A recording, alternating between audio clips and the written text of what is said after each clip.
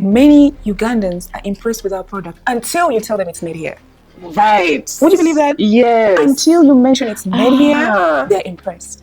The moment you say it's made here, how? Impossible. I went to school in Gaza for high school. There was a term used for girls who were too much. Okay. You know those girls who are always putting up their hand, they want to be in front of the line. In every event. They need to be seen, they need to be heard. We'd sit in the corner and say, that girl is over. When someone says you're over, really what they're saying is, you know, like we want you stand out from the like you are loud. Yes, Ugandans are not like that. Ugandans are not, they won't even clap at a concert. Right. Someone can come and tell you, I really like it. Someone can watch you for 5 years and then finally tell you what they like. 5 years. You tell you 5 years. Just come and tell me this thing, you know. But that's who we are. When I go into a space, like we have a meeting. If I start by saying I'm a lawyer, they say, oh wow, what's your name? What are you doing? Hey, you can feel respect. The moment you say I make bags, what else do you do? You must be just they're saying you're this one doesn't do anything else. You know, we Right. have such a low opinion of creativity. We do not value creativity. We do not prioritize it. It's not the front and center yet. We like it. Yes. But we don't value it. We're just done with the bar, and what a period of time we were looking for jobs, because now you're finished school, so you have to find something to do.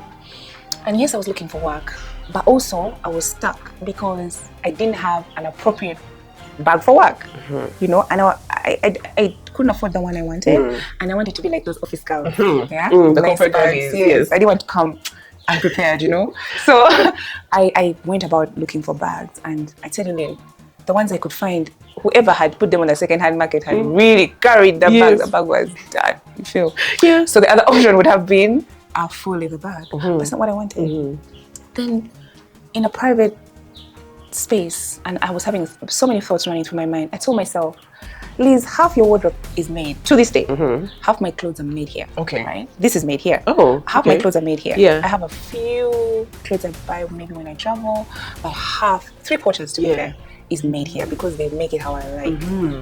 So I told myself, Liz, if you can make dresses, why can't you make bags? Hi guys, welcome back to Kampala Mode. This is a space where we talk to all your fashion favorites when it comes to designers, stylists, models, muses, and everyone in between. We want to know what makes the culture move forward, what makes the fashion industry move forward. So yeah, stick around and see what we have for you today. And I'm really, really excited. It's been a long time coming. Today's guest is a leather bag designer, Liz Atukunda. Yes. Tell us, for the people who may not know who you are, because the designer is usually closed behind the scenes. Tell us who you are and what your brand is. Right. So my name is Elizabeth Atukunda. I am the proprietor of Discreet Leather, which is a leather bag and accessories brand out of Uganda.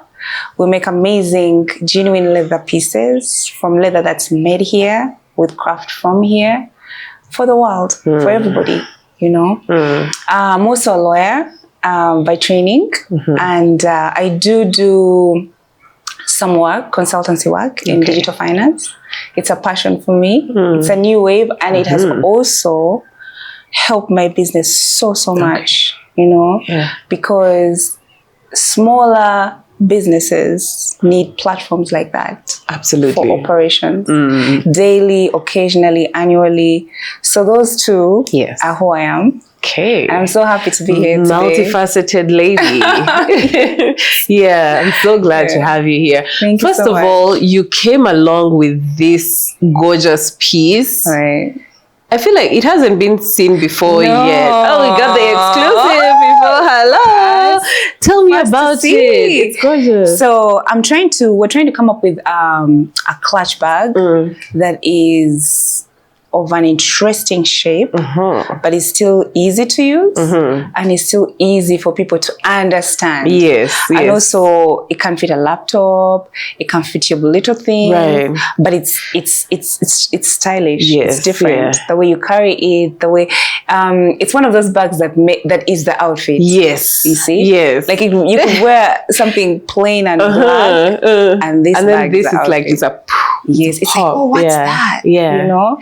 So let me ask, what is in your bag? Like what's always in your In my bag? Yeah. I'm one of those people who carries so much stuff everywhere I go. Yeah. In fact, today I'm traveling light. Right.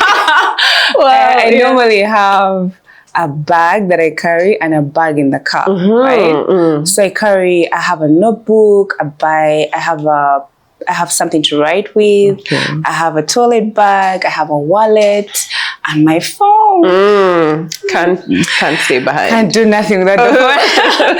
And my phone. So that's what's normally in my bag. But what I can't do without, if the bag is really tiny, it's lip gloss, my phone, and the other thing I normally have is perfume.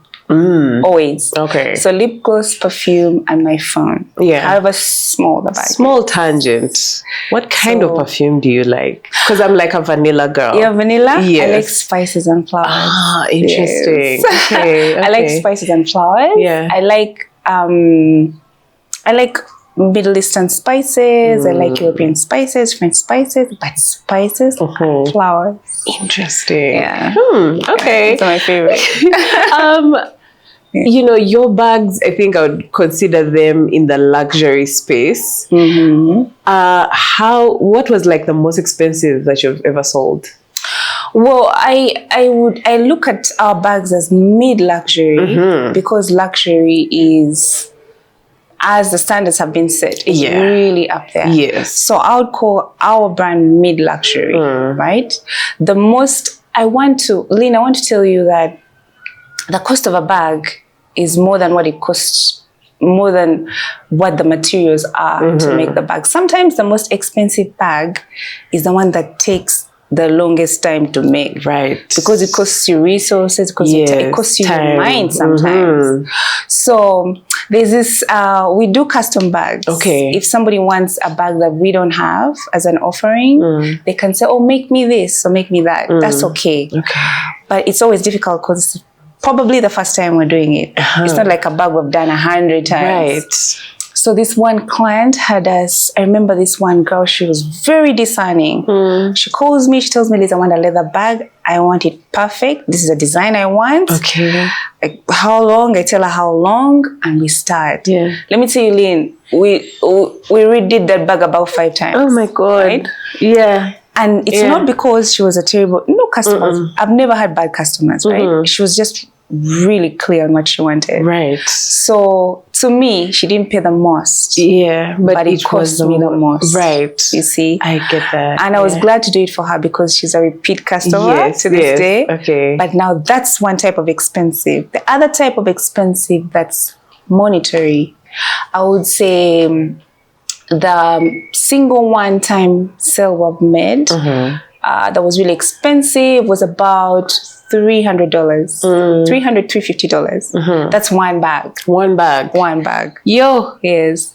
But that was, it's because we weren't selling the bag here. And we had to, ship it somewhere else. Yes. And the customer was okay. It was a travel bag with wheels. Right. Yes. In fact, I've been curious about that travel series of bags. But even before we get there, when a typical Ugandan buyer hears a bag that is being sold at $300, right, with whether shipping costs or whatever are included or not, the context of the global market, like I feel like global buyers will see a $100 bag, $300 bag as, oh my goodness, that is so affordable for a designer bag. Yes, and yet here it's like I feel like it's one of the most expensive bags that we have. Right. Like, who makes more expensive bags than like that? Yeah. I know a few people, but not so many. Yeah. The thing about cost is that, you know what will surprise you is that Ugandans can afford these bags. Okay. I'm telling you. Sis, really? They can. Yeah. Maybe with a bit of back and forth. Right. But they can. Yeah. The thing about people in foreign markets is that they understand the cost and the value of something differently than we do. Yes. A person who's making the same as someone in Uganda, for instance, will save to buy a leather bag. They'll save. They'll put it on layaway or they'll deposit as we do in Uganda. Right. Yeah? But they will value it enough to spend on it.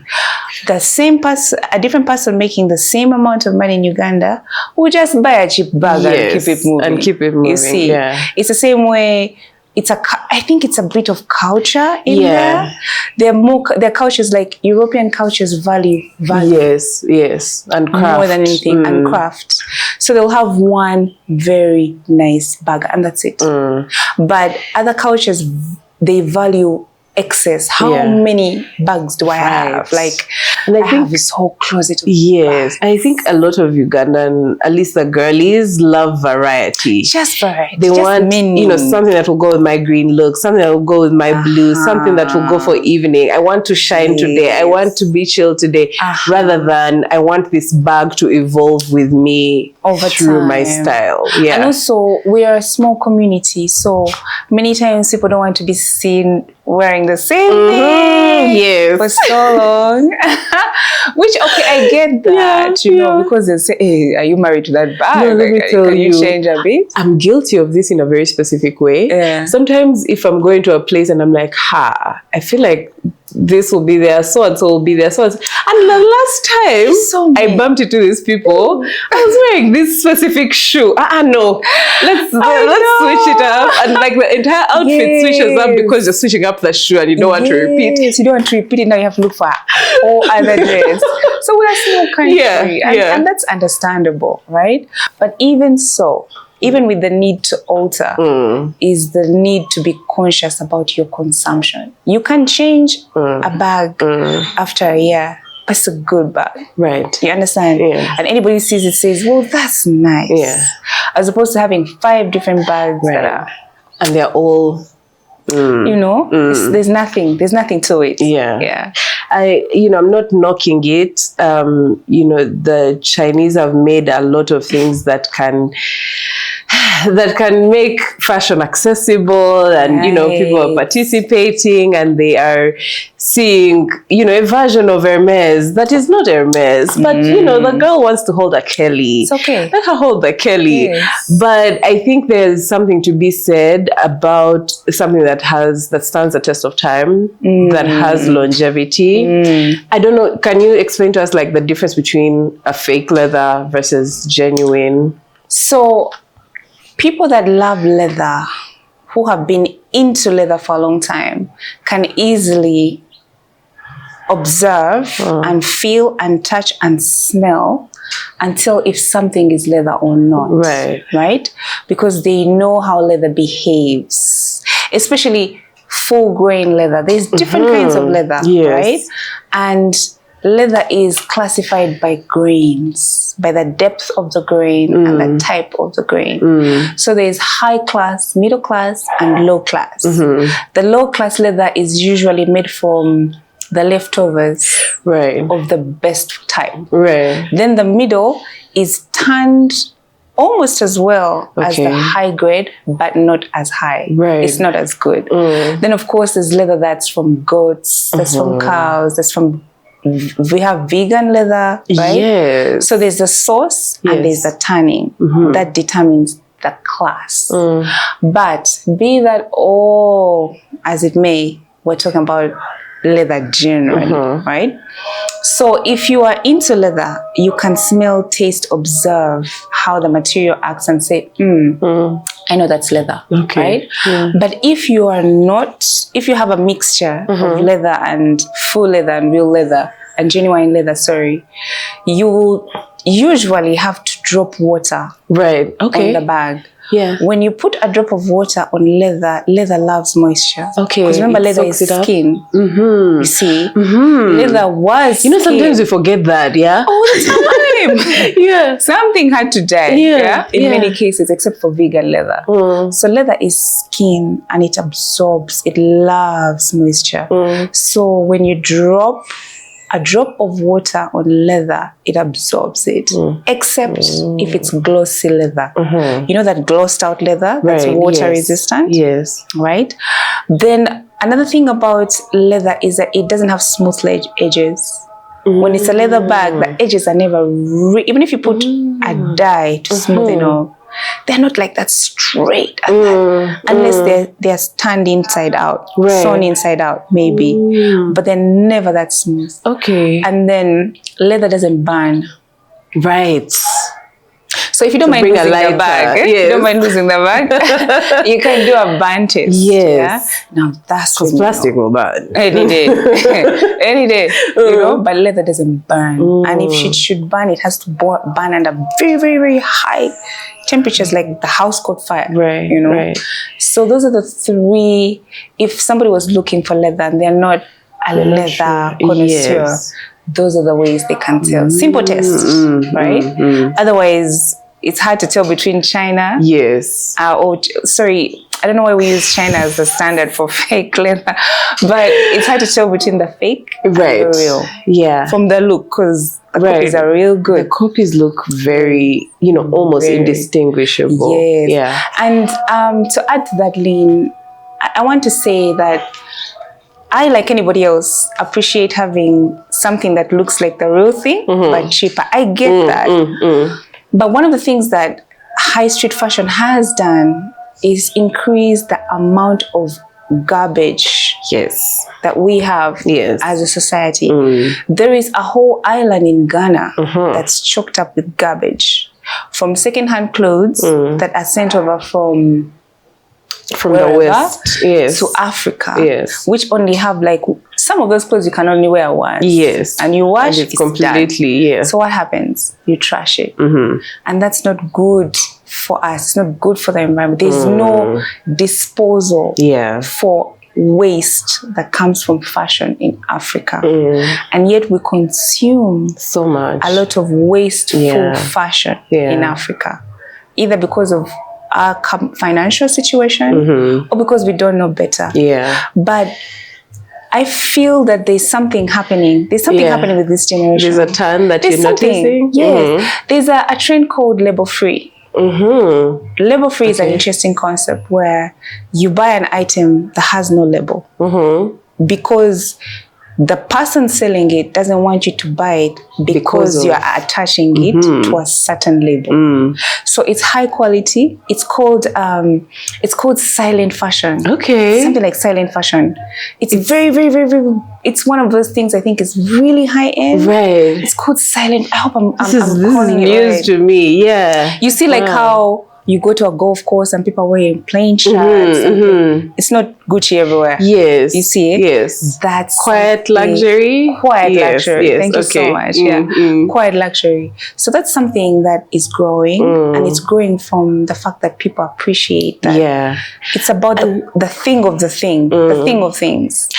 I used to be like crazy about like thrifting. I'm, a thrift at my core. Yeah. But I think one of the things that kind of changed my mentality was the concept of like cost per wear. Because you're buying this item, yes, it looks like the one that you want, but you're going to wear it 4 or 5 times. At most. You get. And so you have, once you divide how many times you've worn it, you feel like you're wasting money, you're throwing money down the drain, versus this thing that would be a little bit out of your budget for the short term, but over the long term, the cost per wear really adds up. Because if you're wearing this, 10 times, 20 times, 50 times, if you're passing it down to your daughter, your niece, and you're like, have this, and you know that it's going to last them, because like clothes from like the 90s, So nice. they had like emphasis value. on quality. Yes, real value. Or like they don't fade, So they don't, you know, good. rip apart. No. But you get a dress, They you wear, feel you good. wash it once, the seams are getting done, and Just all don't these. wash it. and should you have maybe if you're not using machine wash and someone washes with hands, then they cannot be aggressive. You have to tell them don't overwash because you don't know.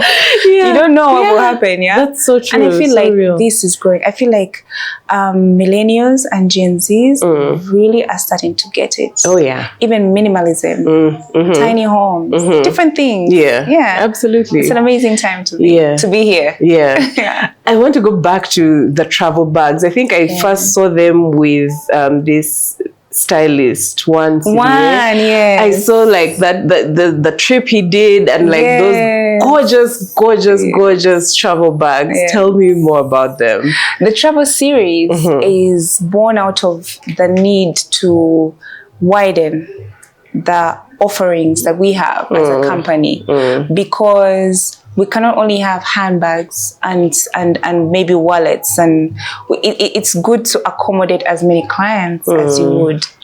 And I felt at the time we came up with the travel series that there were not very many options of duffel bags, leather duffel bags in Uganda. Even less were the options for leather duffel bags made in Uganda outside Uganda, right? If you're in the diaspora and you want a leather bag from Uganda duffel, it was next to impossible. So we wanted to create a product that allows for our brand to travel. Right. The more that your customer travels, the more your brand travels. Yeah. So oftentimes people would call me and tell me, oh Liz, I was carrying your bag and someone at the airport here in this country, or I was at the bus in Canada, or I was different places where they tell you that people love their bag. So if you make an item for travel, you allow your brand to travel. Yeah. Right? And I think that also goes hand in hand with the person who holds your bags, like the handbags or whatever. Correct me if I'm wrong, but I feel like they would fit in the particular demographic where she's, you know, up and about, she's traveling, she's getting on the bus, she's moving, she's going to office, she puts the bag on the table. The more that your product is able to move, the more customers you are able to reach by referral, right? If it's hard to move a product and other people can't see it, then you can't come to me and say, by the way, I'm wearing these shoes from. You can't come and tell me everything. I have to say, oh, that's nice. Yes, absolutely. You tell me. So the travel series was meant to allow our brand to travel with our consumers, and for it to be a conversation starter, for it to be, where'd you get this from? It has this on it. Where is this? Amazing conversation starters, and also something that we wanted people to feel proud carrying from Uganda. Yes, you know, wherever they are, just have that Ugandan thing with you that's made the way you like. I mean, and also the fact that the logo is the Africa map. Yes, which is like people carry our backpacks. They tell me, oh, someone came and said, where'd you get that from? Because they see it, Africans that are not in Africa. Oh my God. Oh, that's from Africa? That's interesting, you know? Because they're not home. They want a feel of something that is... They're not home, and they're happy to see something from home that's good, that's easy to recognize and say, that's an Africa. Oh my goodness, it must be from Africa. Yes. Yeah. Absolutely. So we also wanted that. I wanted it to be a sense of pride, you know, and an identifier for us as well. Yeah. I mean, when it comes to bags and like the design of it all, I'm curious to know what your process is like, because I think for most people there's a thing of seeing what has been made, what the standard already is. You know, Chanel has set a standard, Hermes has set a standard. There's a time people were dying to get a Louis bag. Listen, I think until I realized that it was canvas, and I was just like, oh, it's not okay. But like, yes, that, and even with whatever replicas come out, or even whatever other designers come, there's always a thing of like, oh, they have done this, so let me make a version of this that is me. What is your process when you go about designing that road? The design, the making of our bags is a very transformative process. It has always been a transformative process for me. So see, there's two sections. There's design and there's sourcing. Okay. Now, we start with the design. We understand what it is we want to make and for whom and why. And then we come up with what it should look like. Is it a clutch bag? Does it have a kiss lock frame? Does it have a handle? We put that together and come up with most of our designs, if not all, except for maybe tote bags. It's hard to redesign it. A tote bag is a tote bag. You see?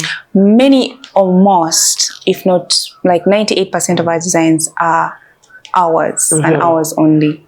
So we look at who we want to make something for, why we want to make that thing for them, how it should look, how it should function. That's the design process, which takes a while sometimes. And then we have to source. Yes. So our leather is Ugandan leather with a bit of leather from Nairobi for the times when we have something that requires a type of leather that we don't have. All right. So now you look at the leather. What kind of, not every leather makes every design. Okay. Right? Some bags are meant to be sturdy. Yes. So the leather must be sturdy. Some bags are meant to be soft. So the leather has to be soft. Some bags are meant for thick leather. Yes. You know? Yes. So you look, when you're looking at sourcing, you're depending on the design. When you settle on the kind of leather you want, then you look at the colors. If you're making a bag for a certain kind of girl, would she like it in green, really? Right. I've seen some funky colors. Oh, listen. We keep it active. Maybe she would. Maybe a person like this, a person who's buying a hobo bag, is someone who likes function and ease. So please give her a brown and black bag. Don't make it yellow. Yes. That's not it. Someone who's looking for an extraordinarily long clutch bag can't have a yellow one. Right. Because she's in that space. Yes. So we come from material to color to accessories. Some accessories we have here, some we get from China. Right? That can take a bit of time. Right. But when we get them, now we have the design and accessories. And we've done the sourcing. Tell me about the hardware as well. The hardware, usually we have stores in Uganda that have hardware for bags and shoes. Yes. But they don't have everything. And they don't have everything all the time. So for specific things like locks and frames, we have to order them from China until there's a store that carries them. Right? So that's the hardware part. And then when you've done the sourcing and the design comes the craft. The craft is, it is like making a dress, the same dress with two tailors. It will never look the same. Absolutely. It's the same dress, but it won't look the same. So where our craft comes in is, how do we want to bring this bag to life? How do we want to sew it? What are they, smooth edges? Are they round edges? That's where we breathe life into the idea. When we've breathed life into the idea, made like 5 samples and settle on one, we test it. I was telling Yulin that every time we make something new, I carry it for 6 months. You carry it for a while, you know, see how people respond to it. Some people want to make an order before it's on sale. Some people just want to talk about the bag. But 6 months. After 6 months, I know what we should change. I know what we should add. I know what's okay with it. Then it's up for production.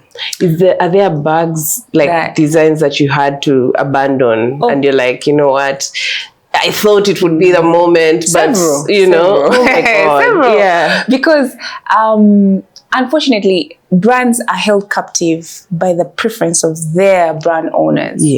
As a brand owner, I like certain things. And there's some things I don't care for. So when we're coming up with these designs, many times, to be honest, I like the odd shaped, triangular, round, something extraordinarily out of this world. That's what I like. But that's not a big section of the market. You're selling to maybe creatives. It's hard.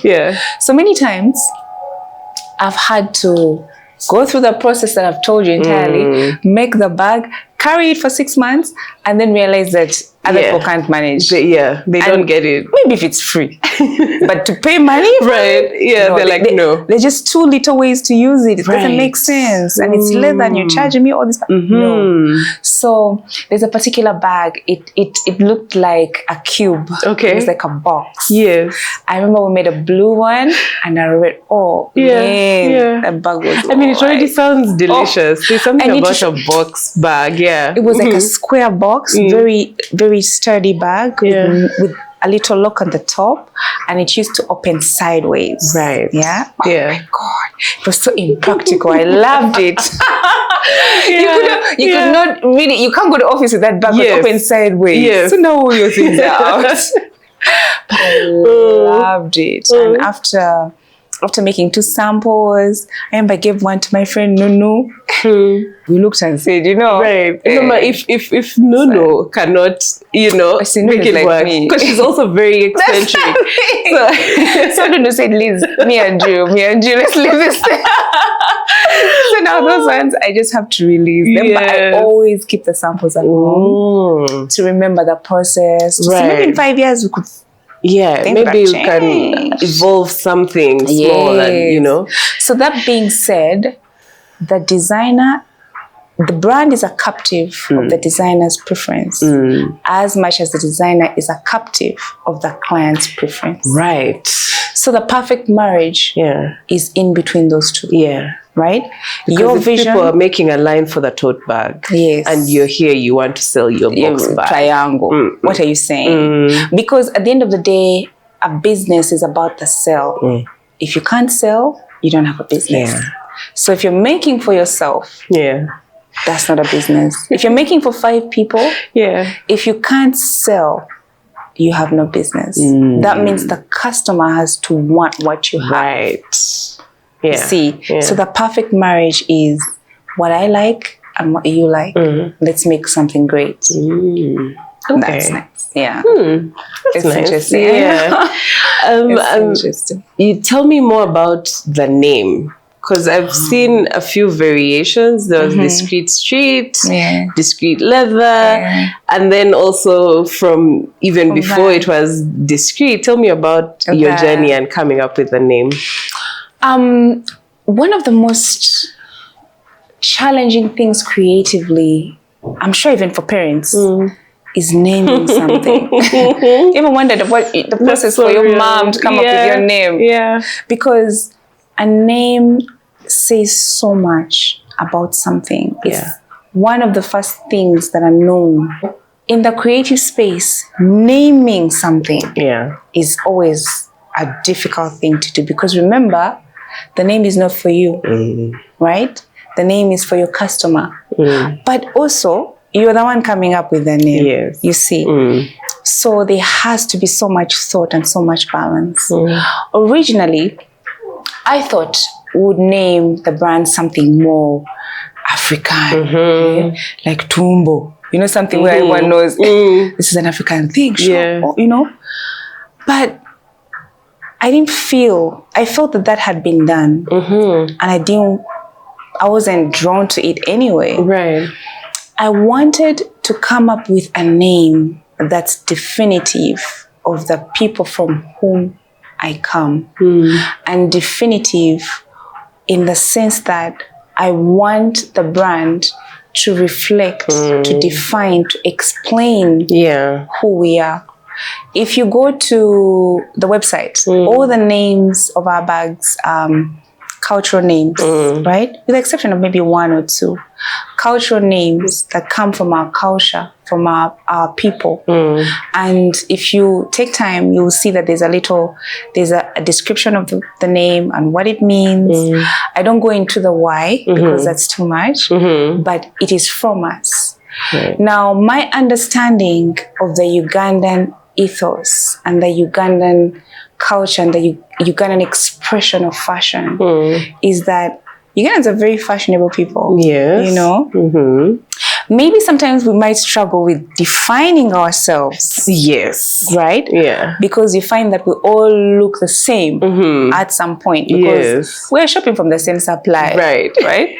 When the things pour downtown, we receive. Right? Yeah. So we are limited in the freedom to individualize. But we are very fashionable people. We are sometimes trendy if we can afford it, but we're definitely cautious about how we come across. Right.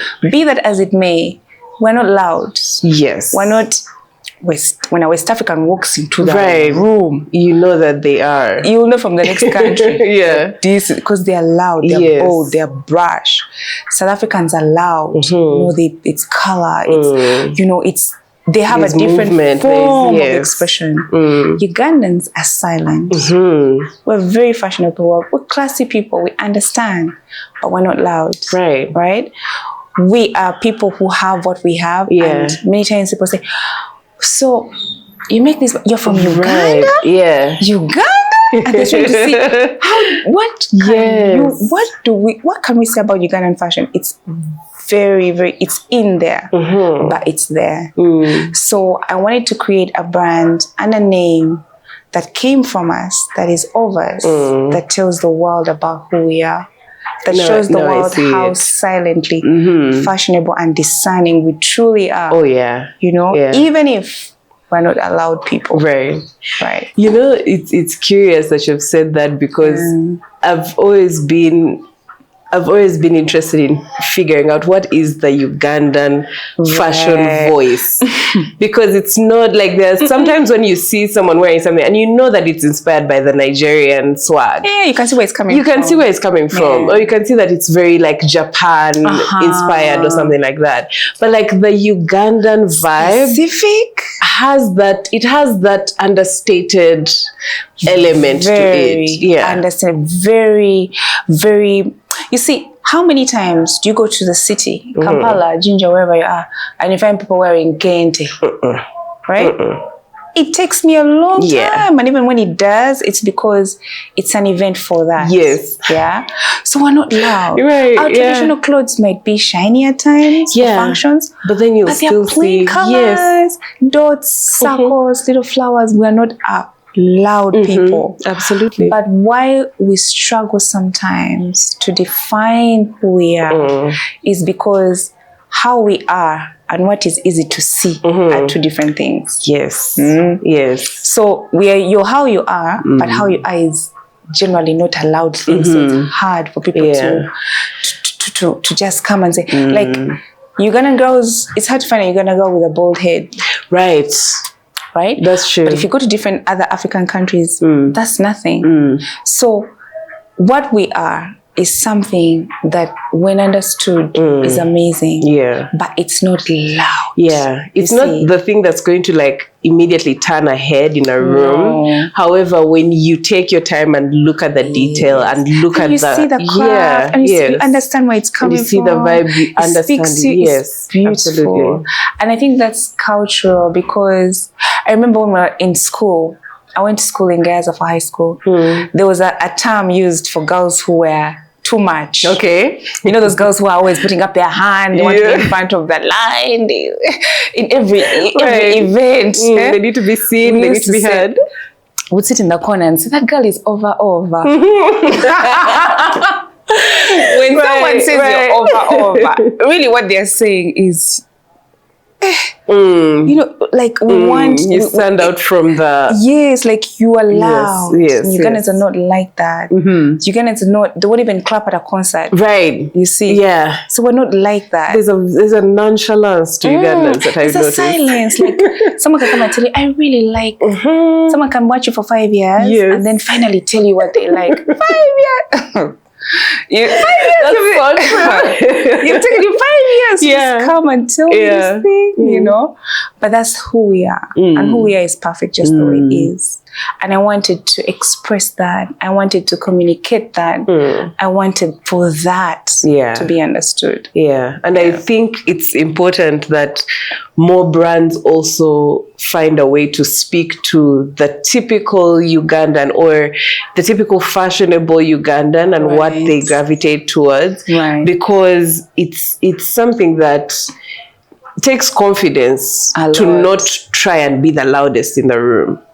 It does. It takes a lot of confidence, by the way, to be like, yes, you're going to hear this person first, but at the end of the day, this has staying power, and this is what it is.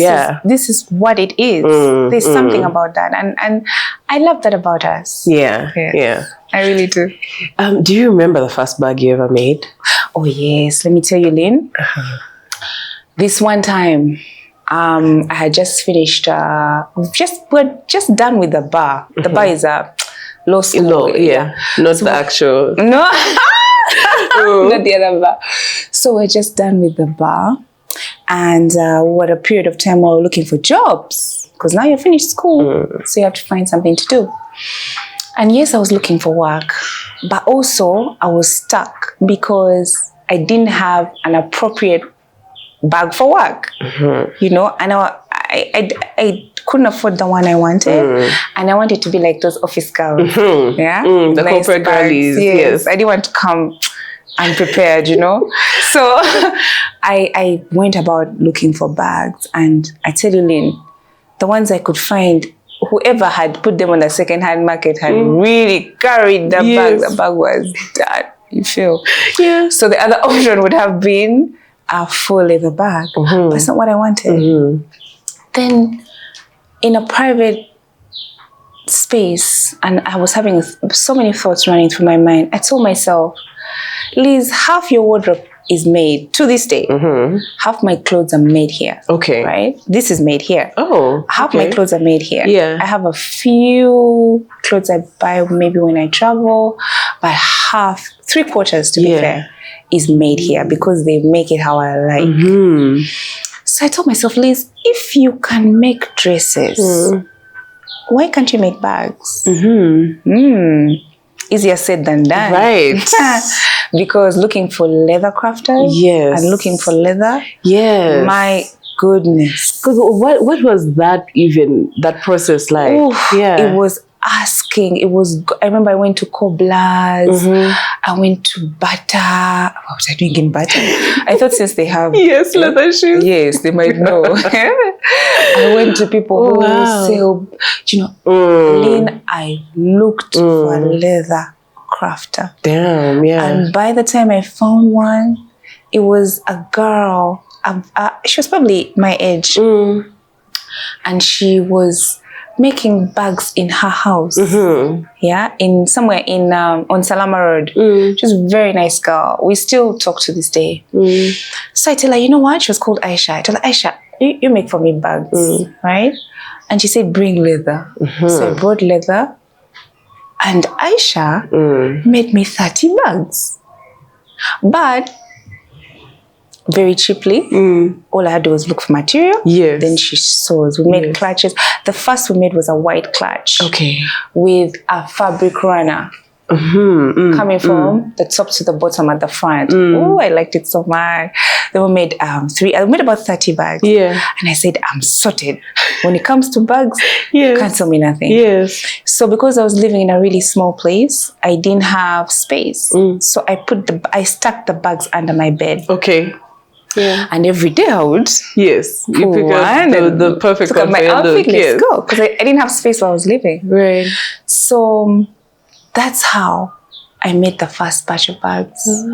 Those bags, one of my friends saw me carrying and said, please, where'd you get the bag from? I told her I made it. She was like, you have to be joking. Let me come to your place. And this girl happens to own a store. She had just opened. That was Nunu and Badudu, right? And they just opened this store called Bold. They said, Liz, we're looking for creatives that make things. How can you have these things? And I was so shy. I was so scared. I said, but who want my things? You know?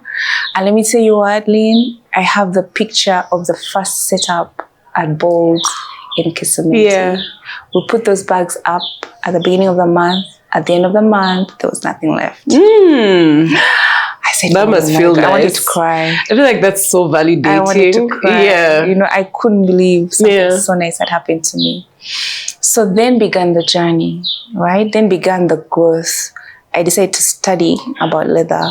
Decided to understand, to look for different crafters, to look for machines, to look for space. Right. So you use a different kind of machine even? Oh, yes. Different needles, different machines, different tools. Yeah. So one of the things about many privately owned Ugandan businesses is we use our savings to start our business. And our savings and our money that we have is hardly ever that much. They are business owners and creatives who are privileged to have financial support. Yeah.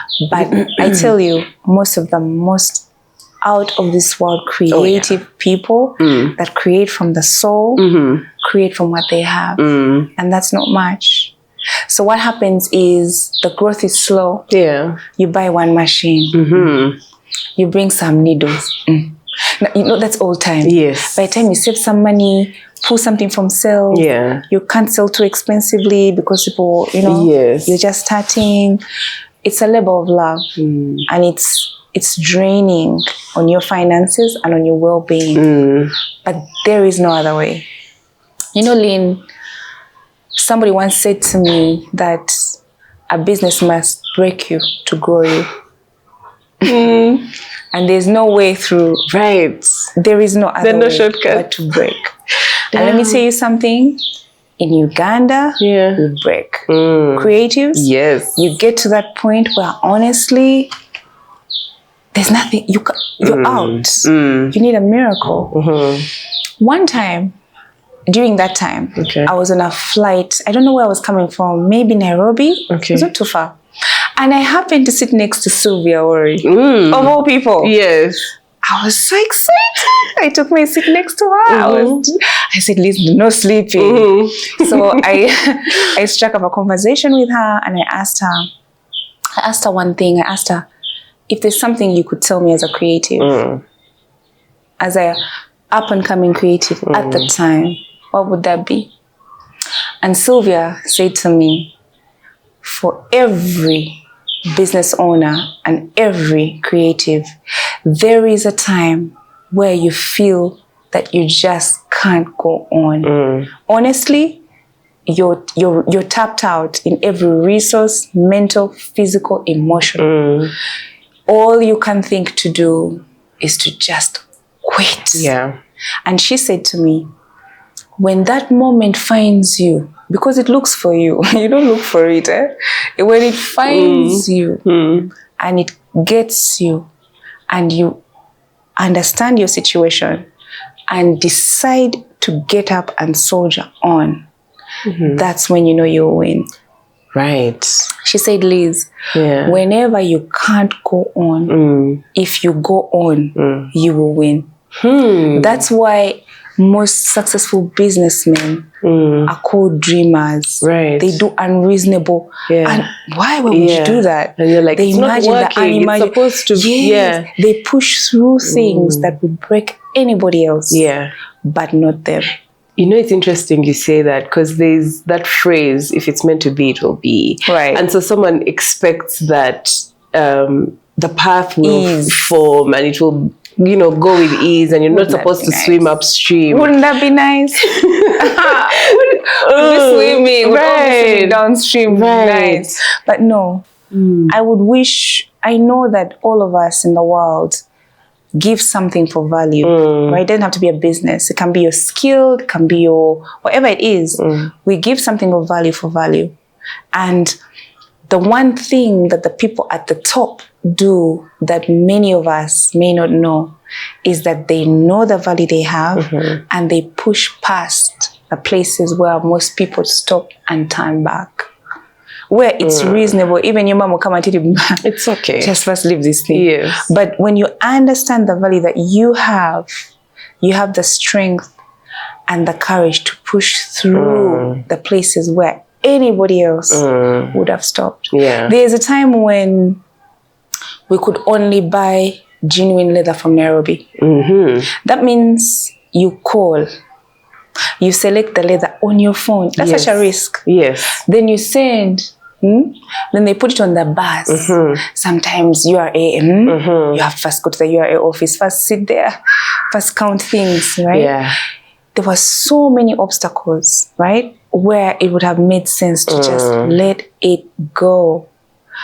But I feel that when we were able to push past them, there was a new dawn at the end, right? A new resource appears, which you would have not known if you hadn't pushed past. Yes. You see, just whatever you thought was insurmountable, you know? That's what business teaches. Right. To push, especially in Uganda. Yes. I mean, let me tell you, business people in Uganda, I salute us because I also recently joined business. I'm telling you. My goodness. We're legends. Yes. If you can do business, you can do it anyway. It makes you. I want to know what that moment was for you when you almost quit, when you were almost like, was it that, you know, sending things over and because URA will get there. I know, they do. And I've heard they have a habit of hyper inflating the value of something so that the tax has to be, there is that. But for me, the time I wanted to give up is the time we had a run-in with one of our, you know, so when I was looking for leather craftsmen, I landed on an excellent, oh my goodness, he was so good. He was, that man used to make bags. He could make a bag and you say, I can't, there's nothing to change. Yeah. But he was very unstable mentally, and he would wake up and work, and excellent work. And then you pay him, he disappears for 2 months. Right? And during this time, you don't know what to do with yourself. And yet, there were so few leather crafters. I didn't have a whole catalog, you know, much less those you can afford.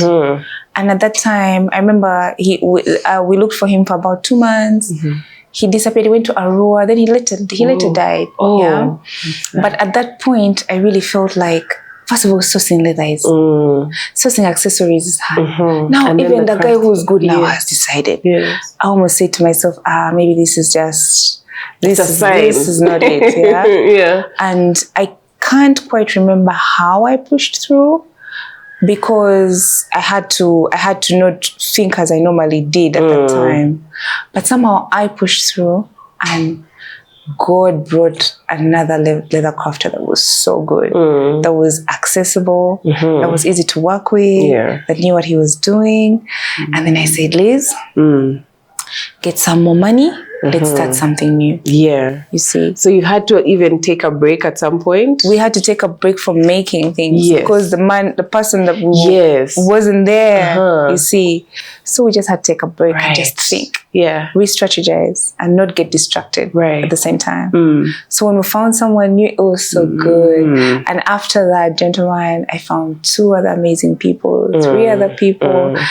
I said, yes, you know? But it couldn't happen without going through, without this other leather craftsman leaving. So now you have to look, you know, what a time. And at that point, had it become like full on business of like, you have orders, people are coming, they're waiting, or? It was inception. Because we were making bags for stores, but we're not taking orders. Because we're not able to fulfill the orders on time. If you make a bag, if you make an order now, give me your specifications. 5 working days, I know I can give it to you. Then I didn't know. I was winging it. So we're not taking orders as such, but we're making and stocking in stores. Oh my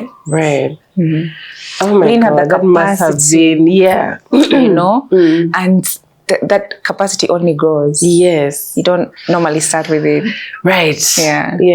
So that's how That's the how. Yeah. Are there any things that, I mean, of course there are, but like that you know now that you wish you had known when you were starting? Oh, yes, Lynn. I wish I had known the beauty of process. Okay. When we are starting out things and we are passionate, as most creatives are, we disregard process and time. And the truth is, as with the birth of anything and the creation of something, you must respect process. You have to take that time. And you must respect time.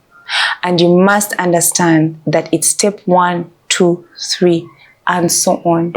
You can go through the steps fast, but you must go through the steps. You have to. Yeah. And at the beginning of this business, I was burdened by process. And I didn't want things to take so long. Yes. Why does it take so long to find someone to buy backhoes from? Right. Honestly. Yes. But I was humbled. And this business taught me to appreciate process, to appreciate repetition and perfection. Just because you have this design doesn't mean you make it today and start selling it tomorrow.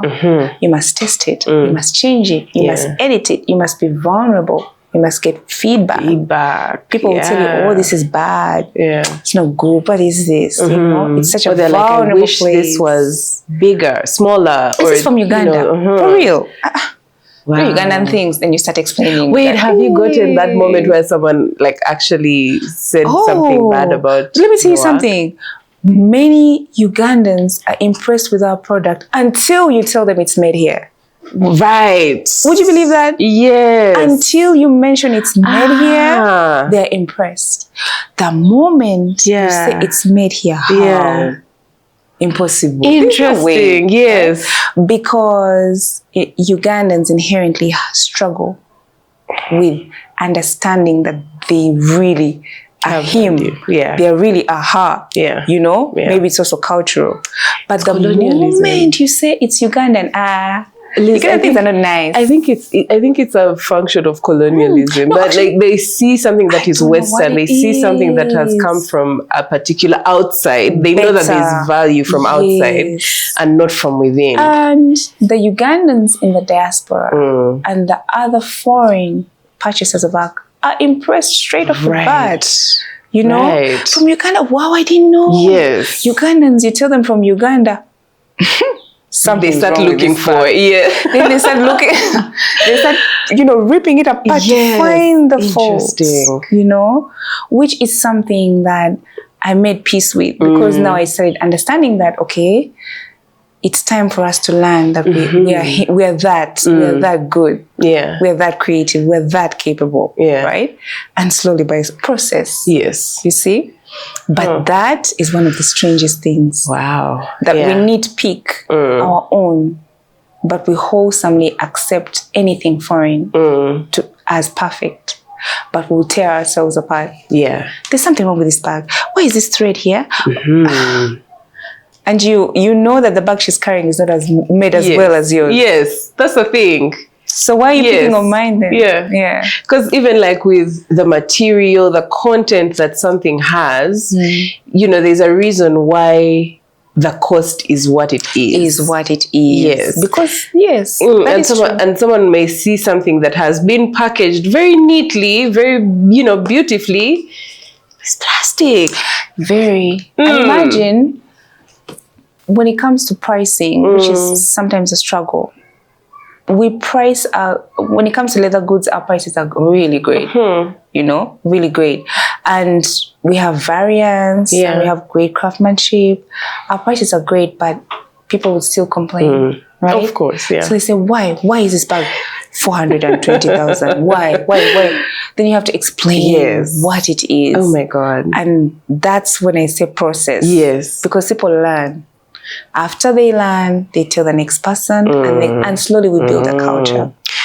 If you could give me like a percentage, Ugandans here, buyers versus foreign buyers, how does that ratio look like? How does it stack up? Mm-hmm. Right now, I would say it is 40-60. Okay. 60 to Ugandans in 60? Uganda. Yes. Oh, that's very surprising to me, by the way. By the way, that is because the goods are here and they're accessible to them. Okay, yes. Many of the foreign buyers that we have are put off by the shipping costs. Yes. Which are equal to the price of the item. So if an item is 320,000, someone is paying 640. Yeah. And that's a deterrent. But when we have devised a way to reach that customer, like when we go and do sales in the US or in which other spaces, then that makes more sense for how them. they purchase increases because now they have access. Have you had people who tried to purchase like shipping and they're like, okay, this doesn't work for me, and then they came to like a pop-up that you had? Yes. Interesting. Oh my God, it was so nice. There's this girl who we had a show, I think in Chicago, and she DM'd me on Instagram. She said, oh my God, she's like, I've been dying to buy your bags. I must come, right? Now, this is someone who is Ugandan, who's all the way away from home, wants to buy the bag, but by the time they get it, it's too long, you know? So they come, now they have access. And others will say, my sister is coming for the holidays. If someone is in Kigali, they'll say, I know someone coming to Kampala. Right. So if you're not going, if they don't want to be put on the bus, they wait for someone to come. If someone is in Nairobi, they wait for someone to come. We put on the. We would have more foreign purchases. Because the world is bigger than Uganda. Right. But it's access to the goods. Can I ask a very random question? Ask me. Like DHL versus FedEx. Or is there one that's better? I think they're almost the same. They're almost the same? They're almost the same. The one that's kind of cheaper is EMS. Okay. Because it's connected to post office. Posta Uganda. Right. So it has better. A little bit of leeway. I really don't know how those guys calculate their rates. I know. I've had a horror story with DHL and I'm just like, guys, are we for real right now? Is this happening? Yeah. But the thing about DHL, and DHL is our partner for deliveries. No, it's not bad. It's okay. Feedback is okay. But with DHL, you're sure. Okay. You're sure. And you can track. You're sure.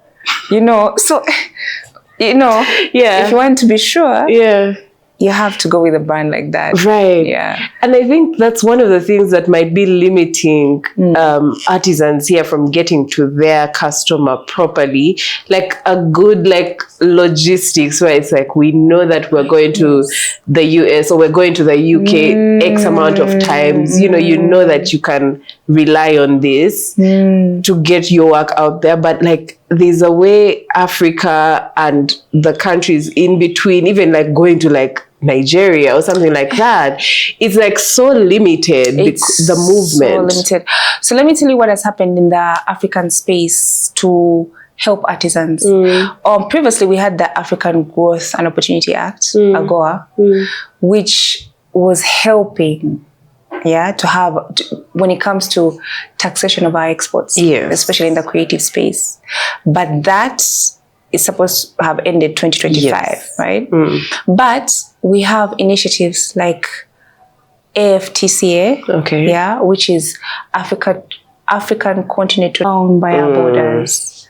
We become short-sighted. Yeah, because I feel like it would be so cool to have South African brands here, Nigerian brands, easily, and exchange, you know, and also be in their markets and have our stuff. Imagine a market day where we had an event and we had artists from all over Africa selling things here because they can come easily. They don't need a visa. They can come on bus. They won't be overcharged taxes. They can, various ways to reach each other. That's what would make Africa great. I mean, absolutely. But so it's what it is. We're trying though, because leaders are seeing that, and they are getting rid of visa restrictions, requirements. So there's progress. Have you had, what has your experience been selling within Africa? Of course, you've talked about, Rwanda, Kenya, our neighbors are a little bit easier. Yes. But like, what about Western Africa? We are trying to get into Western Africa. Okay. We haven't yet gotten in there. But the West Africans who have bought from us from here or in other countries are really good. They really love what we do. Yeah. So West Africa is a market we're trying to get into, and South Africa. Let me tell you, I'm so enamored with how like Nigerians have hacked like the fashion space, and like how they, especially like even with pricing, because they're so unapologetic with the craft and unapologetic with the price, with the price tag. Like, this thing is $400 and there are people who are going to buy it, and it's like, it would be so beautiful if we had a way to break into that space, because there's less explanation. There's less why. I think a lot of that comes from the perception that Ugandans have of creatives. When I go into a space, like we have a meeting, if I start by saying I'm a lawyer, they say, "Oh, wow, they pay attention. What's your name? What are you doing?" You can feel respect. Yes. The moment you say I make bags, what else do you do? You must be just. They're saying you're Taylor. This one doesn't do anything. We have such a low opinion of creativity. We do not value creativity. We do not prioritize it. It's not the front and center yet. We like it. Yes. But we don't value it. It's almost like make me dresses in the dark. Just give me the dress and I wear it. But who you are and how much you bring into this space. No, I need to talk to a doctor. Right. You see, So our perception of the creative space is a deterrent to the amazing creatives that want to invest in this space. Because then you're trading a higher space for a lower space. Yes. Right? Yeah. So many times people, when they're considering it, they're thinking, no, I don't want to be seen that way, And because of that, it's hard for us to put the value on our creations to what it should be. Yeah. You see, because someone will say, this girl who makes bags was telling me to pay for 100,000. Yes. Yeah. She's you crazy. Pay 400,000 for another service. Yes. You see, So we place very little value on creativity. Can I ask what that was like even at home? Because at least one thing we have seen on Kampala Mode is that we have so many creatives who have a very, very impressive bachelor's degree. I've talked to so many accountants who are not practicing, who never stepped a single day into an office. What was that like for you? Was there full-on support for your creative pursuit? That's an interesting question. I've never thought about it this way. I feel that I come from a place that's open and loving and accepting. Okay. So my family and my who I'm with, who I spend time with, were not, they weren't taken aback. Okay. Why are you doing this? Why are you not doing that? Yeah. But that's also because I've always been doing legal work. Okay. Right? In that digital finance space. Because I feel that both these things intertwine. Let me give you an example. Okay. We do our payments on a platform where anybody can send us payments using a code that we have. Okay. Right? Yeah. So Airtel, MTN, you can pay. Yeah. We use, we have a card reader on our site where you can use, you can tap pay. Right? Yeah. We have, for instance, when it comes to social media platforms, that's how we get many of our orders. Yes. Right? Yes. We live on the phone. Right? We bank on the phone. Right? We produce receipts on the phone. We create content on the phone. We are digitally powered. And it's a great thing for small businesses to learn how to reduce their costs. Absolutely. By going onto digital spaces. Yeah. Using their digital capabilities differently to support their businesses. Yeah.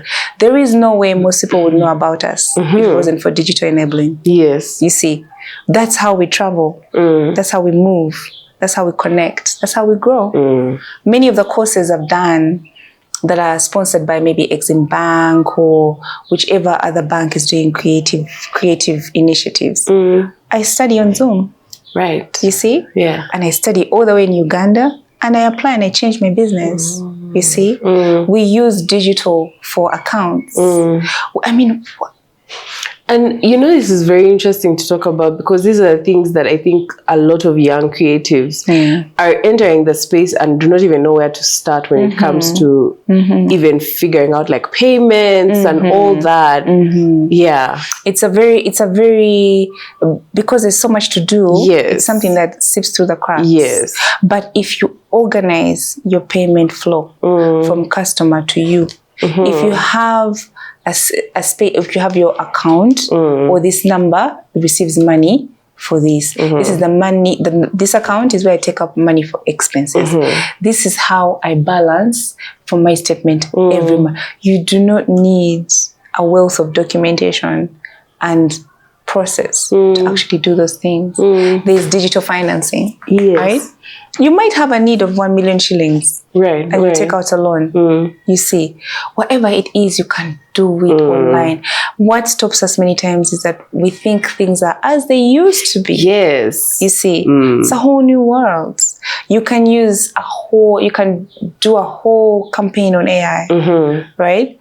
And you don't need to spend as much as we used to. Yes. You see, it's the more that small businesses expose themselves to digital capabilities, the easier it will be for them to run their businesses. That's how I see it. Yeah. Yeah. Who would someone have to talk to either set up systems like that in their business? So for payment systems, it's better to talk to an aggregator company, a fintech of sorts, that would give you access to that functionality. Yeah. The fintechs are usually connected to banks, right? Because they're financial institutions, but they're not banks. So you'd go to a company like that and say, I want all my customers, I want you know how MTN has *165? You want your own code. Right. You go get your own code that's connected to your business. Yeah. And all your payments run through that system. Go to your account, you withdraw, you pay. Even on M-Pesa? Absolutely. Oh. You see? Yeah. If you want to have a capability like, let's see, a payment attached to your website, you still go to a company like that. Yeah. They can make sure that your customers can use cards. Right. And you only pay a percentage. Yes. You see? If you say small percentage, how small is it? Sometimes it's... You may be saying small and it's like an 8%, 10. Sometimes it can be 1, 2, 3, depending on the terms. So there's so many digital finance enablers for small companies where it would make their life so much easier. Right. Yeah. Thank you for being candid about that, because I think that's something so practical that people might not know, and they're waiting for cash or a direct mobile money, putting out their phone number out there. And you don't have to, those are the little things that make a big difference for us. Yeah. Is there a misconception or a big lie that people have believed about either artisanal crafts or even leather specifically? About leather, people believe that if it's leather, you don't have to take care of it. Right. It's already leather. It will last forever. Even if you treat it like the worst thing. Yes. But even things like leather that last need care. Okay. Right? There is a series we're planning to run about leather storage. Okay. Where to keep your bag. Yeah. In a dry place. How to keep it. Right. You have to keep it in a dust bag. Let me tell you, I never understood the purpose of a dust bag until COVID came. And all our you're leaving your shoes, your bags out in the open, and they're not being used, and they just absolutely die. Yeah, that's how your bags mold. Right. So the storage and the care, how you carry it. Have you ever opened a girl's bag and everything is thrown in there? Shoes, a plate, a cup. Like, it's like her bag is where she dumps everything. I try not to carry a tote because I can very easily become that. You see it? Because you just throw things in, then you weigh the bag down, then you start tearing at the seams. So it's how to take care of the things that have value. Right. If you have a tote, there should be a smaller bag in the tote for your other things. Right. Right? So that your lipstick is not mixed with your books. Right? It's that order, it's that sense of structure. Right. It keeps... One time, a gentleman, a very wise man, told me that it's only what you take care of that lasts. And it's only what you take care of that you get more from. Anything you take care of, and that's another thing about process. Yeah. Learning to take care. Maintenance. Maintenance. Continual maintenance of everything, right? It's what makes it last, and it's what brings you more. Yeah. You see, there's no other way around it. It's learning. Be humble and understand. Yeah. Maintenance. Yeah. Taking care of something. Speaking of maintenance, there's a series I've been watching on TikTok. There's this guy who finds old Coach bags and then does like a leather revival because he uses like leather shampoo, leather conditioner, and like cream. The before and after is so crazy different. Yes, and like you think that this bag is completely dead, like there's no point, right? And when I saw that, I was like, wait, I think I've thrown away things that were refurbishable, right? And that's the thing when you get a bag that's on its last leg, and you put good creamer, you polish it, you store it well, it revives. It's revivable, right? But it's easier for it to be maintained than to struggle to revive because it can be costly to revive. You see, or it can change in the process. You can polish it, and it used to be light brown, now it's dark brown. It's not the same. Yes. So, but it's revivable, and it responds well to maintenance and care. Yeah. Leather and the rain, do they go together? No, because leather loves water. Yes. So it absorbs. Right. The rain. So is it a bad thing if it absorbs it? It's not a good thing. And should it rain on your bag, you probably best advised to put it in a cool dry place so that it calms down. And then see if you need to polish it or wipe it. Yeah. Some leathers can be polished, others just need wiping. But water and leather, I mean, water does not help leather. Right. And leather being of a skin origin tends to absorb or be attracted to water. Now, when we say leather and skin, you assume that, water and skin is really good, so it should be what's good for this is good for this. So it should be, but this is dead skin. Right. So it weakens the textures. But if you have high-grain leather, genuine, well-tanned, it will dry in 5 minutes. It's not a big deal. But if it's not high-grade leather, it will seep into the bag. And there's no telling. Right? If it's low-grade leather, right, just rush and put it in the sun and hope for the best. There are no guarantees. Super hard because of like, water and stuff like that. There, if it's low-grade, pray. So Hermes is not being over dramatic by having they have the bag umbrella. And there's a poncho for it. And in bed I'm like, do we need all this? Oh wow. I mean, if you spend 10K on a bag, what's a pouch? Right? It's care. Let me tell you, the thing about leather and anything of quality is care. And maintenance. Always. If you can't do that, maybe get someone to do it for you.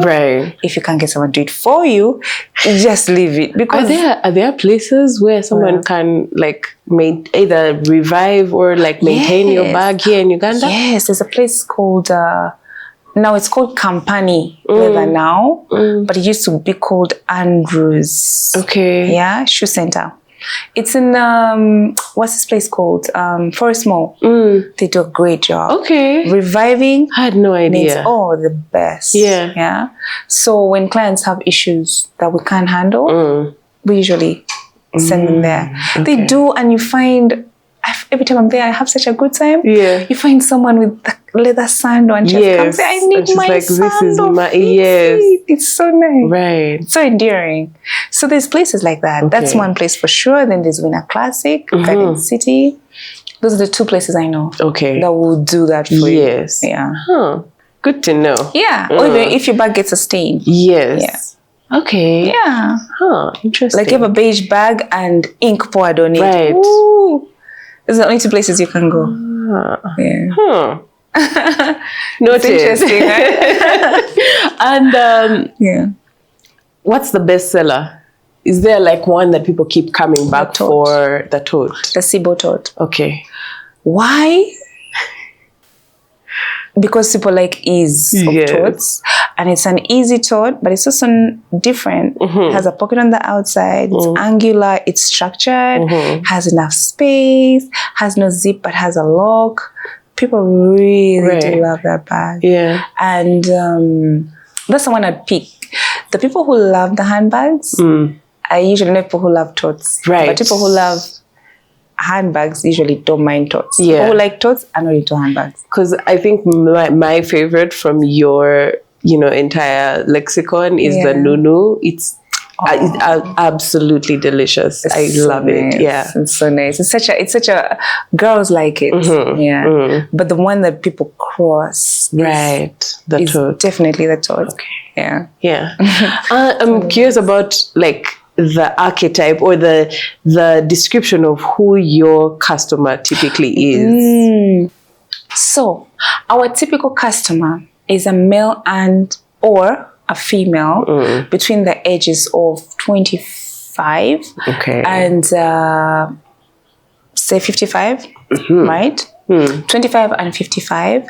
Someone who loves to consume in a conscious manner, who's into the craft of things and the look of things, someone that understands leather, but understands that leather doesn't have to be boring, Yeah. because we have leather that comes in 4 different colors in the same palette, different textures, different finishing, crocodile finishing, fish finishing, elephant finishing, tipped leather, plain leather, smooth. Yes. We keep the leather game fun. Yeah. And one of the misconceptions about leather consumers that it's that old boring brown leather bag that's been around. Right. You've been looking at it, there's nothing, yeah? But we do mix it up. Yeah. We have glosses, we have different patterns, different prints, amazing dyes, right? All made in Uganda. So we love a consumer, or our consumer is one that appreciates the versatility of leather, someone who appreciates the value of leather, someone who is contemporary, but not too out there, not out of the box. Yes. But definitely contemporary. I see that. Someone who is, if they're into collecting, they like to collect bags. Okay. Someone who likes, whose fashion expression is the things they carry with them. Right. Right? Yeah. Is the things they carry on them. That's their fashion expression. So if that is, then it's a great way to express yourself, because the bag will be red, will be green. I mean, we have black, but we also have polka dots. There's that electric blue. Girl, Insane. that bag is insane. Like, now that's expression. Yeah. You know? Yeah. So somebody like that. I mean, I would like to say middle income and onwards, because they're not cheap bags. And someone with an active life. Places to go. Right. People Places to see. where to go with the bag. Right? That's not a bag that you hide at home. No. Because now it's not storage. Right? It's not a track. So somewhere to go. Someone who's into the liveliness of life. Right. Active. We have gym bags. Yeah. Backpacks. That's our person. Now here's the thing. I think I can very easily picture the woman who would buy discreet bags. Tell me about the men. Oh my goodness, our male customers are so interesting. We have conservative, and not conservative. We have men that will buy a clutch. Yes, right? But I've seen that with like fashionistas. Yes, now that is unconservative. They're not conservative, right? We have men that will buy a tot because they will. Right. Most of our male clients are into leather. They understand the culture and the craft. And male clients are that they don't go back and forth on price. Yes. The price is the price is the price, right? So it's easy to work with them. Then the ones that have very discerning taste, they usually make private orders. Tell you what they want, and you make it to fit their preference. We have more female customers than male, which is something we're working on. But that's because the founder is female. So my perspective is highly feminine. It's highly feminine. So it's hard for me to think about the man side of things. But we're expanding our creative team and we want to accommodate more men. We appreciate male customers. They're very easy for us and very easy to sell to as well. So yes, that's how our male customers behave. They are usually in corporate spaces. Corporate spaces are retired. And most of them still between 25 and 55. Right. The age range is the same. When you say you're expanding your creative team, do you have an eye out for designers that you can work with who can actually come up with the designs? Actually, we're trying to go to there's a school of design for leather in Nakawa, and we want to work with younger I get that. People, younger leather craftsmen who are into the design section. And I feel like that's giving an opportunity for their preference to be seen, for their opinion to be heard, and for them to have something to do, right? And to grow the space, to contribute to the space. I ask that and clarify that because I think I've bumped into a few bag designers who may not even have the access to a good quality material like this, and they're like working with whatever is around them, but they're really passionate about that stuff. That's true. That's true. If the opportunity is here in your face, of course, take it up. We're looking for people to work with, people who are interested in learning, who are interested in giving their time, their craft. Earlier, before we started rolling, we were talking about the evolution of, should I say womanhood and coming into your own style and all that. I'm curious how that influenced, of course, you are entering the workspace and you're like, I need a bag that speaks to this. And I think that's what some of your customers who are like coming to you for the first time are feeling like. Tell me about that, at least for yourself.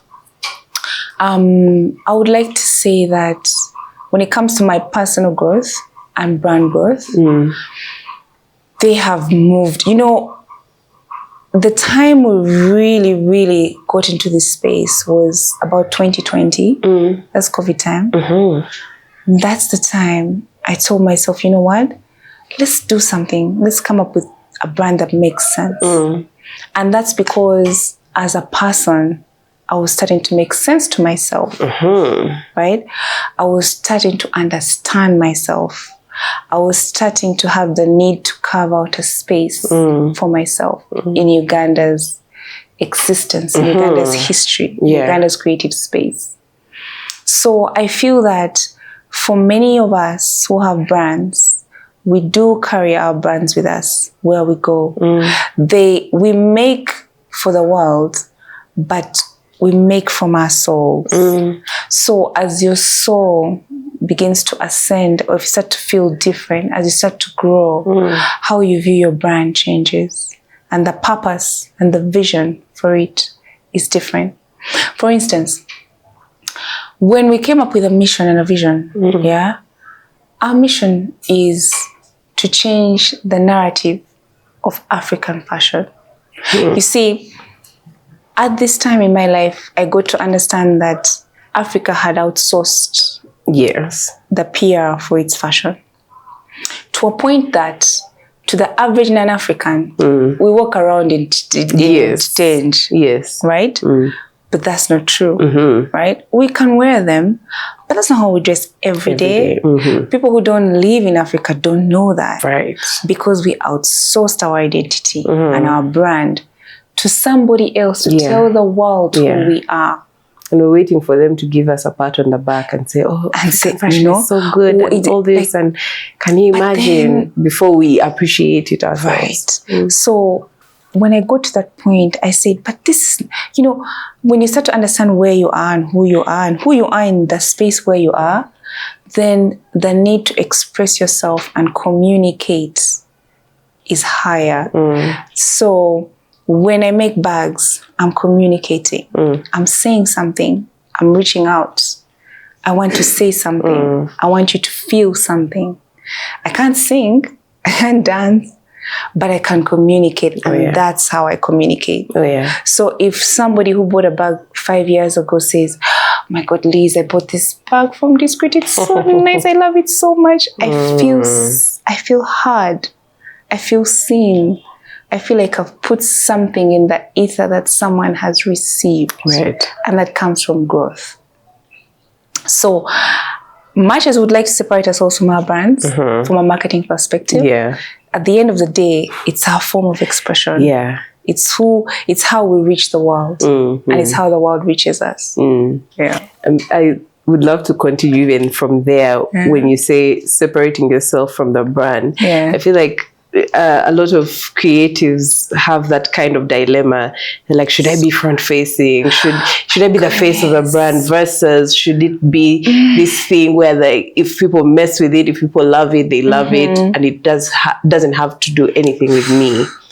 Let me tell you, we had the Bold Fund an event maybe December.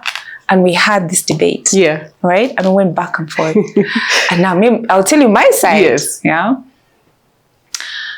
I'm not a very front-facing person. I've noticed. I don't prefer that.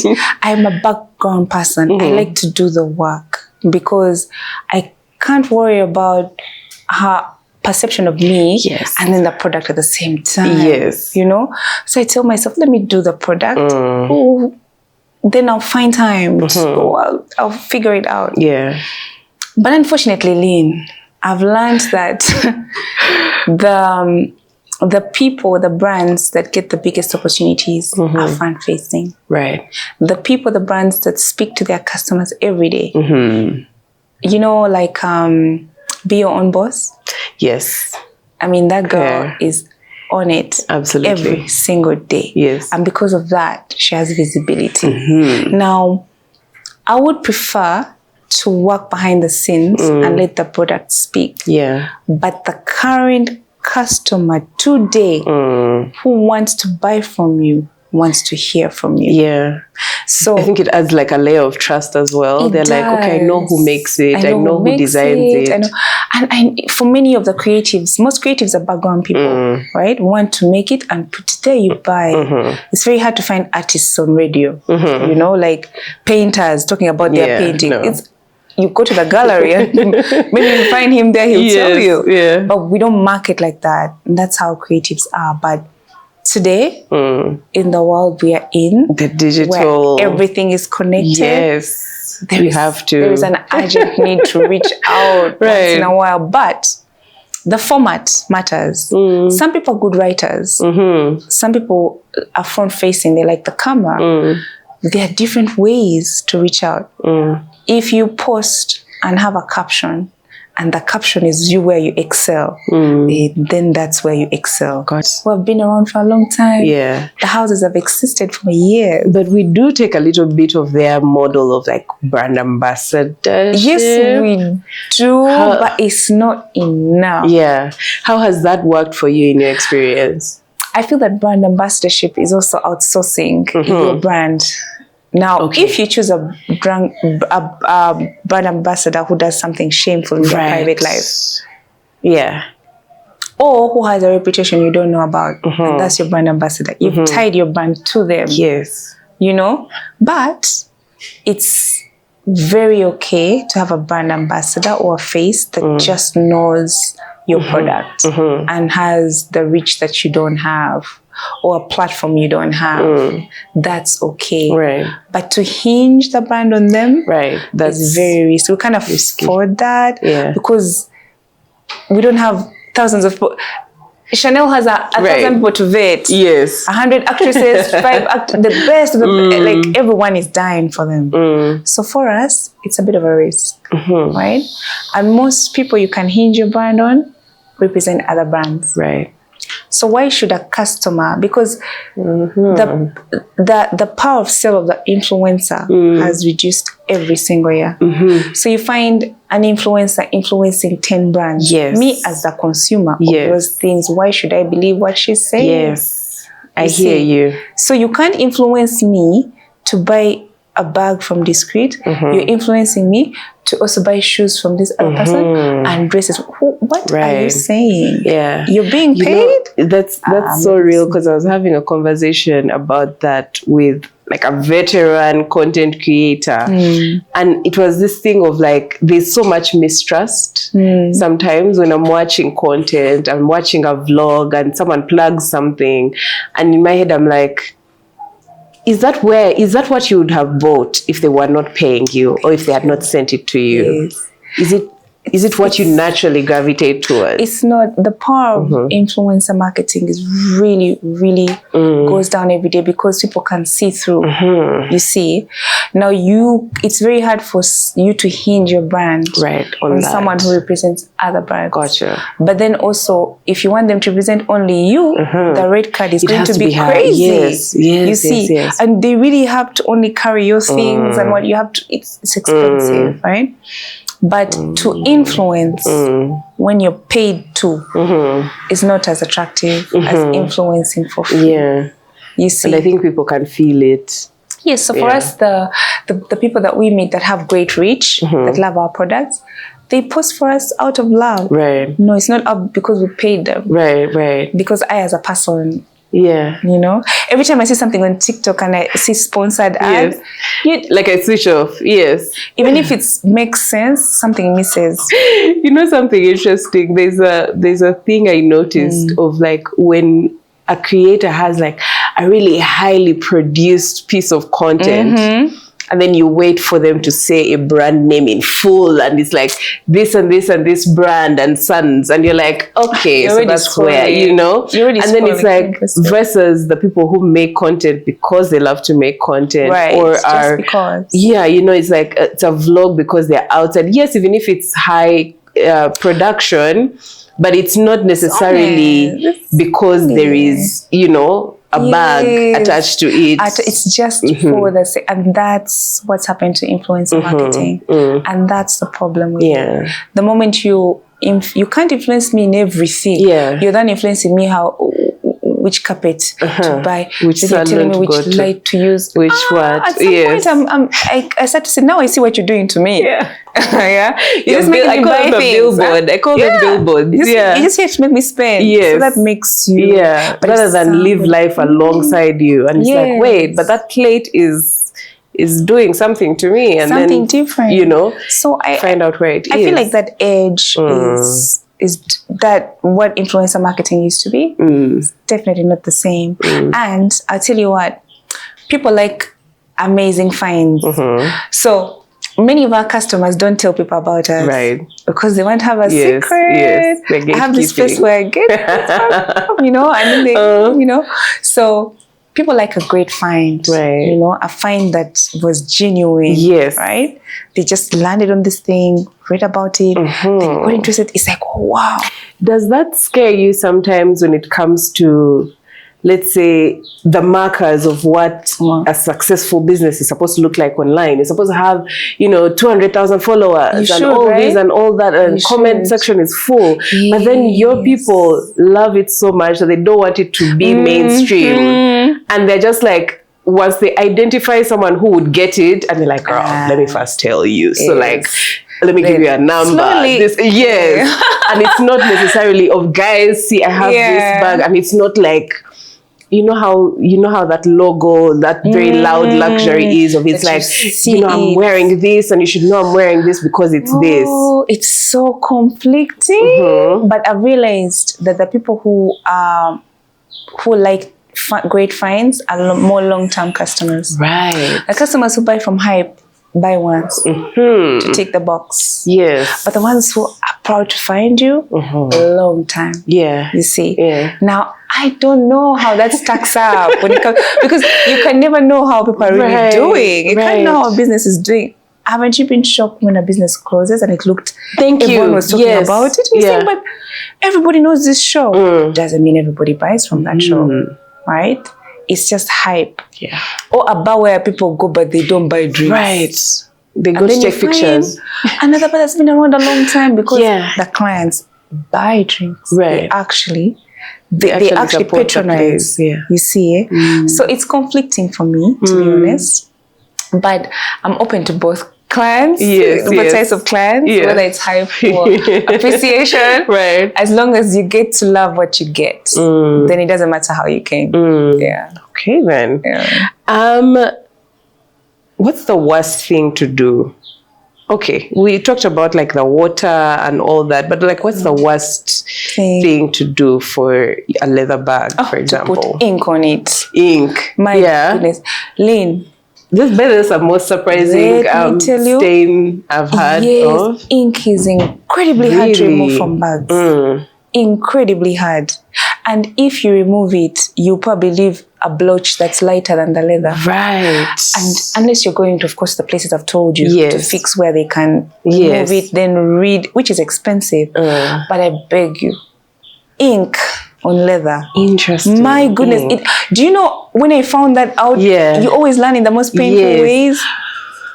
You see, like experience? Which other way? Your best teacher taught me. Experience. And you see this lovely tan bag and you put it next on your desk and there was a pen. Wow. It's so bad. You know? Yeah. I guess that's why people like darker leather colors. Yes, because it's easier to hide. But ink on leather, oil on leather.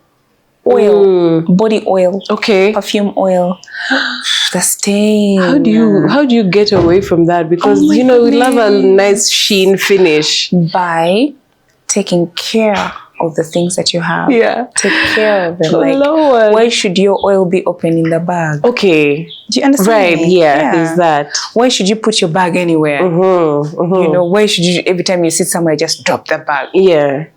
So like the oil on your skin may not, does it do so much? The oil on your skin, no. But if you put oil in the bag and it seeps onto the leather, okay, for sure. I get that. I see that. So oil and ink. Yes.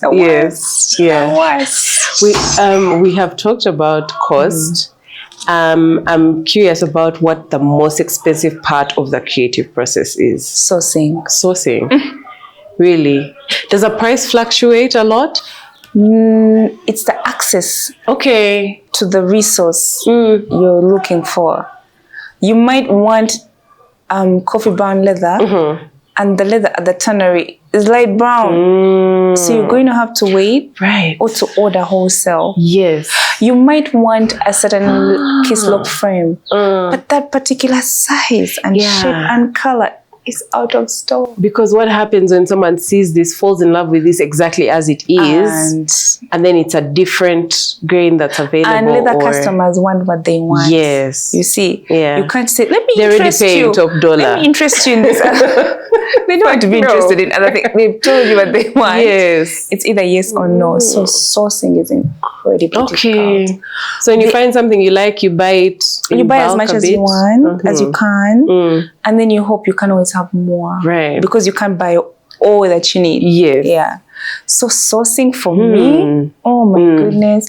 And imagine sourcing needs can come when you need money the most. Yes. Yeah. Like you have a limited amount of money, now you have to buy zips. Right. Right. The money is done. Because you have to buy 500,000 of meters. Yeah. Oh my God. Sourcing? Yeah. Oh my goodness. Yeah. It's a lot. Okay. Yeah. There's something I ask every guest who comes here. If there was someone's closet you'd love to raid, who would that be? And here's the thing, as you're thinking about that, you know very much that I should be the last person you should invite in your home. Because you told me about all these prototypes that you still have with you at home. I do. And I will be leaving with a bag-shaped whatever under my shirt. Yeah. I'll be like, I'll say, no, let me release your it. closet will be raided. Yes. Raided completely. But who is yours? I would love. That's such a good question. I have so many people I'd love to raid. But for now, I will say, come on, this is so wrong. Why would you do this to me? Okay, let me see. I'll pick one person. Okay. One person is two. Two. Yeah, give it to at least. I would love to have an entire day in Tracy Ellis Ross wardrobe. She's one of mine. Damn. She's one of mine. I mean, sometimes she's a bit out there. Let me tell you, But that woman is beyond fabulous. Like, she's so beyond. Tracy Ellis Ross Yes. knows what she's doing and she's doing it well. The thing about Tracy Ellis Ross that I don't like so much is that she's too casual. Oh yeah, there is a casual elegance. Yes, and yes, elegance yes. is big for me. Okay. Now that's where Lori Harvey comes in. Oh, Because Lori Harvey, I know that she's not that old, yeah. but she's so elegant. This is the first time we've had her being mentioned. So well. Oh wow. Lori Harvey dresses so well. Yeah. She's so distinct. She picks the nicest little things. She wears a lot of black, which I like. Her makeup is never over the top. Right. It's just nice. Yeah. She carries herself with such grace. I mean, what a girl, honestly. So Tracy Ellis Ross is adventurous and color. I like that. I would love her shoes. I'd love her coats. Oh, but she's not elegant. Right. I feel that. I feel what you say. That energy. Yes, right? yes. Which Lori is overdosing on, right? So like Lori a nice Harvey, mix of the two. Listen, in the next 5 years, when she's like grown, yeah. I can't wait. I can't wait. I see Lori that. Harvey, for sure. She dresses. She's just. Is there like one more? If you could add one more. Oh, thank you for giving me one more person. One more person, and I'd like to pick a Ugandan, but I can't. Judith Hard. Oh yeah. Yes. Oh yeah. Judy is one of the best dressed Ugandans I've ever seen. Every time. Yeah. Every time.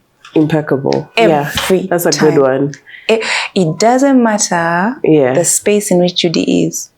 If you go on her page and see what she's wearing, 90 times, 90%, you'll be like, oh, wow. And with ease. Yes. You know? Love that. It's effortless. It's confident. It's timeless. Judy? Yes. Any day. All right. I feel like that's a perfect place that we can end such a nice question. Liz, thank you so much for taking the so time, much, for coming on. What and a I've day. loved this conversation. And I don't know, we'll definitely have to have you back and we'll see what else we can talk about. So open to coming. Yeah. Thank you so much, Satisfaction. Thank you for this platform. Thank you for hearing us. Thank you for giving us a place to be seen. Thank you for taking the time to invest in the creative spaces. And thank you for appreciating us. I don't know that creatives feel as appreciative, as appreciated as they should. But thank you for that. Yeah. And we appreciate your platform, everything you do. It's amazing. Yeah. Guys, before I start leaking from my eyes, see you next week. See you. If you like this video, there's more where that came from. You could check out this video over here or even the channel itself to see what else is there for you to watch. Okay, see you next time.